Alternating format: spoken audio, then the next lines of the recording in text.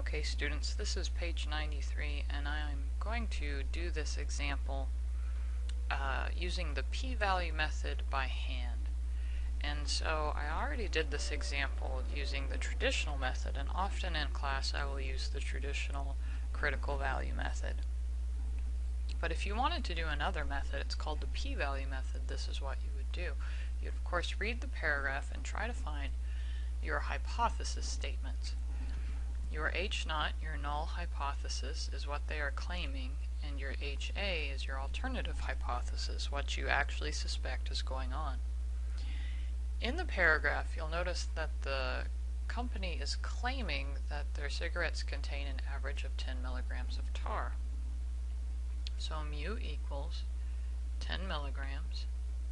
And the question asks you if the data indicate that their average tar content of the comparison of the companies exceeds 10 milligrams. So we're going to say mu greater than 10 milligrams because the word exceed implies a greater than symbol. Once you get your hypothesis set up, you need to then calculate a test statistic and look up what is called your p-value. Your test statistic in a one sample z-test, as we're going to call it, is z equals x bar minus mu divided by the standard deviation divided by the square root of n. X bar is the average that they calculated, or perhaps the researcher calculated, from a sample, which was 11.5. Mu is the number that they were claiming in the hypothesis, which is 10.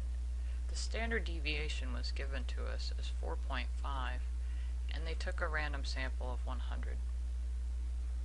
Now if we do this calculation, we should get 3.33. I'm rounding to 2 decimal places because it's a z, and our z table works in 2 decimal places. Now you need to plot this test statistic on your graph. So I've drawn a standard normal distribution. I'm going to plot 3.3 on the graph. I'm going to shade in the direction the arrow is pointing. The arrow is pointing right, so I'm going to shade to the right of the test statistic. Now this will be my p-value. Okay, so you've got to go to your table, your z table, and you have to look up 3.3. So we're going to scroll all the way down to 3.3, and we're going to go over to the 0.3. So that would be 0.9969996. And remember, this table is left-handed. So it's telling you the unshaded region is 0.996. So that means that your shaded region is 1 minus that,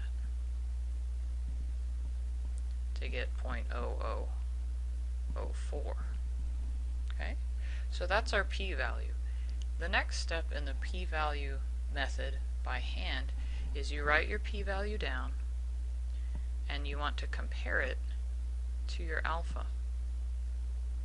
I have not enough zeros. There we go. I'm going to draw a box to compare to the alpha, which is 0.05 in the paragraph. Alpha is your level of significance.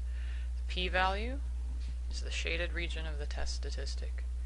If the p-value is less than the level of significance, you reject H0.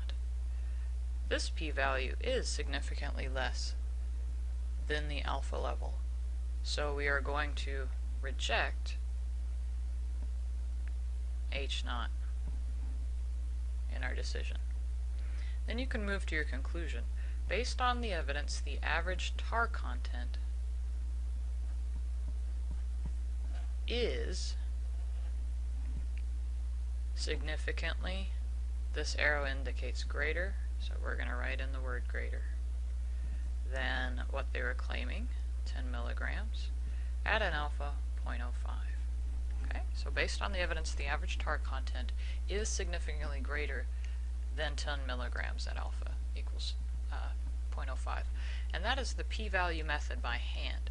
The next thing that I will do with this example in the next video is I will do the same method, but this time I will use technology such as the grapher calculator.